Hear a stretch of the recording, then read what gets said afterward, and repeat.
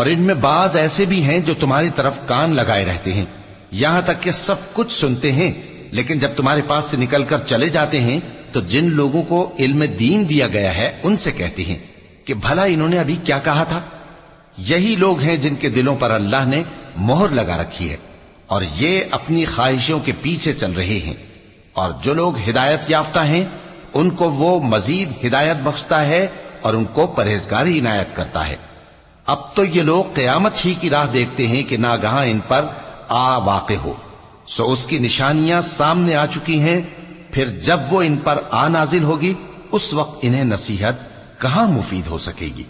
پس جان رکھو کہ اللہ کے سوا کوئی معبود نہیں، اور اپنے قصور کی معافی مانگو، اور مومن مردوں اور مومن عورتوں کے لیے بھی، اور اللہ تم لوگوں کے چلنے پھرنے اور تمہارے ٹھکانے سے واقف ہے۔ اور مومن لوگ کہتے ہیں کہ جہاد